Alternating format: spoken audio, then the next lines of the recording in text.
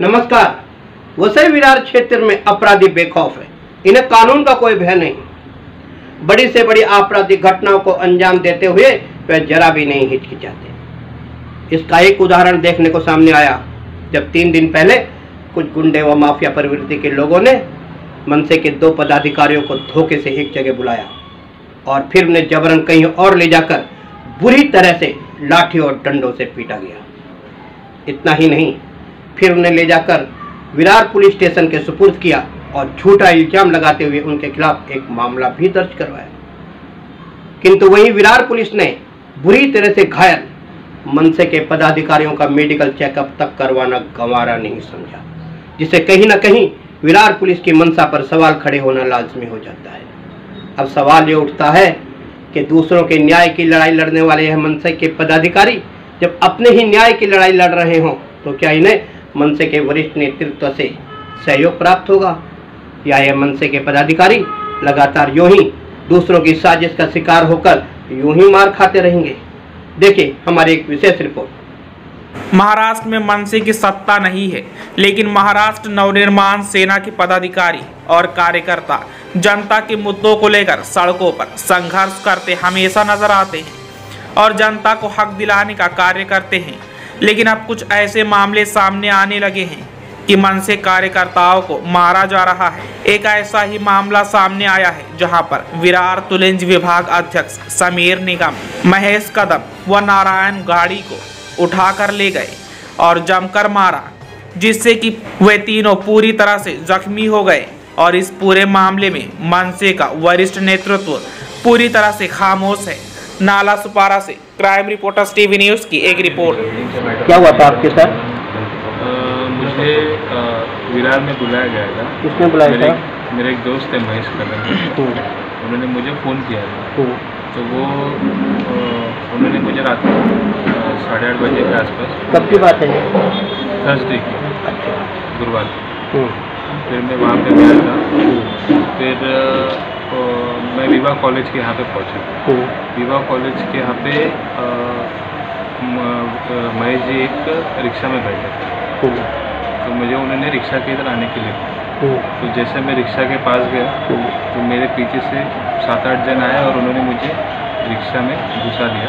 ये 7-8 जन कौन थे? आप इनको जानते थे? नहीं, मैं नहीं जानता। ठीक है, फिर क्या हुआ? फिर वहाँ से मेरा अपहरण करके वो डोंगरपाड़ा में लेके गए, विरार डोंगर। और वहाँ पे लगभग 20-25 लोग वहाँ पे खड़े थे। तो उन्होंने मुझे वहाँ पे निकाल के बहुत मारा। आप कौन कौन थे जिनको मारा जा रहा था? मैं और कदम जी। ठीक है, क्या कह रहे थे आपको मारते हुए? महेश कदम ने एक बिल्डिंग के ऊपर, इलीगल बिल्डिंग के ऊपर कुछ लेटर डाला था।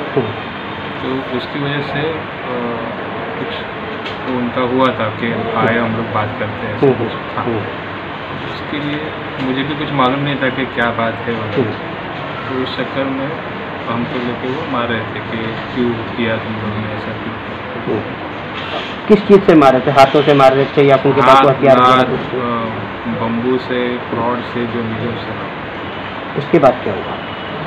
उसके बाद उन्होंने हमारा मोबाइल जब्त किया और मतलब रिक्शा से उतरते हमारा मोबाइल उन लोगों ने अपने हाथ में ले लिया।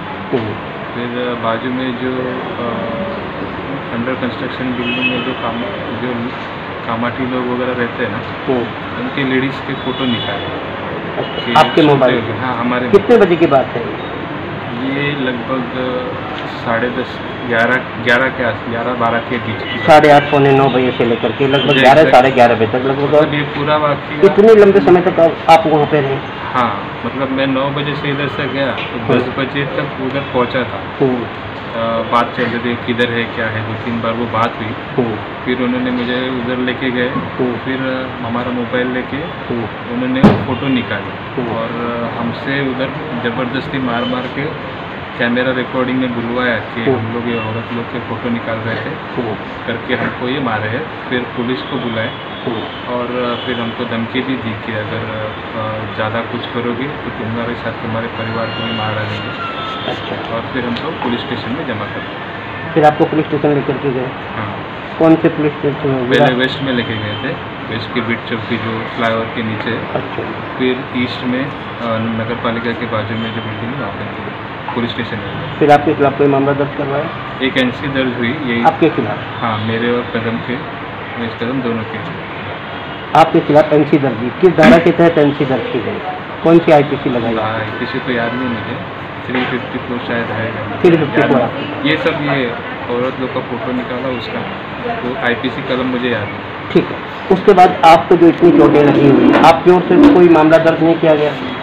हम डर गए थे पहले। अच्छा। कि हम दबाव में थे कि बोलेंगे तो हमारा फैमिली का सब ये था, उन्होंने धमकी दी थी पूरा फैमिली को मार देंगे, उसकी वजह से हम डर गए थे। तो इसीलिए आपने मामला दर्ज नहीं किया? नहीं किया। पुलिस आपको देख रही थी, आपकी स्थिति देख रही थी, आपको भी चोट लगी हुई, आपके खिलाफ तो उन्होंने मामला दर्ज किया, लेकिन पुलिस ने आपको मेडिकल जांच करने के लिए नहीं कहा? नहीं, उन्होंने कहा था कि तुम मेडिकल के लिए जाओ और तुम्हारा हम लोग केस भी ले लेते। उन्होंने 1-2 बार हमको बोला भी, लेकिन कैसे वो पुलिस स्टेशन के बाहर भी 10-15 लोग खड़े थे और हमारे मोबाइल पुलिस के पास थे, उन्होंने जो जब्त किए थे फिर वो पुलिस के हाथ में दे दिए थे, तो हमारे पास किसी को बुलाने के लिए भी कांटेक्ट नहीं थे। तो हम थोड़े से प्रेशर में थे कि अगर हमारे बाहर निकलने के बाद अगर कुछ होए तो फिर उसका कैसा जिम्मेदारी। अच्छा, अब वह मोबाइल कहाँ पे है? पता है हमारे आपके पास? पुलिस ने कब दिया आपके मोबाइल?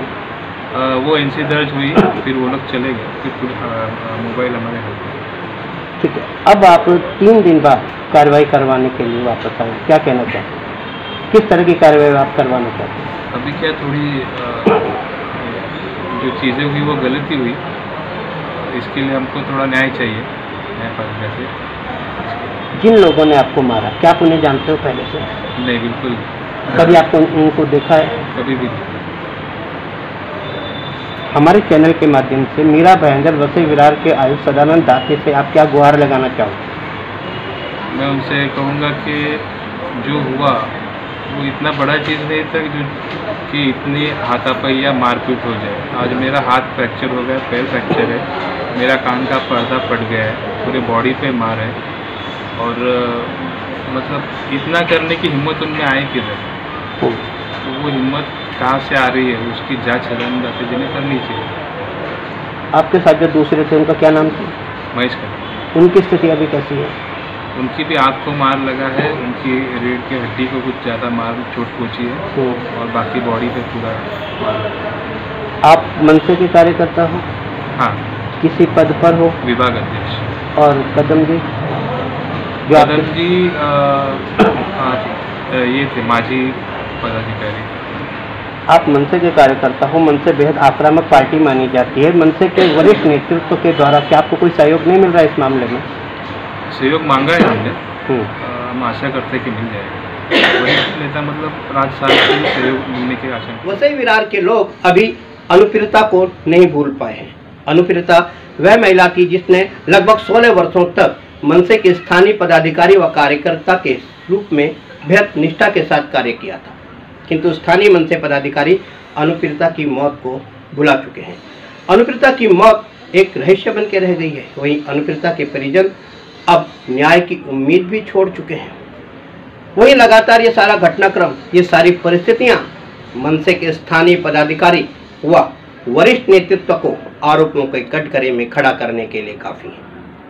वहीं अब सवाल यह उठता है कि मनसे के वह कार्यकर्ता व पदाधिकारी जो लगातार दूसरों के न्याय की लड़ाई लड़ते हैं, आखिर कब तक स्वयं के न्याय से वंचित रहेंगे?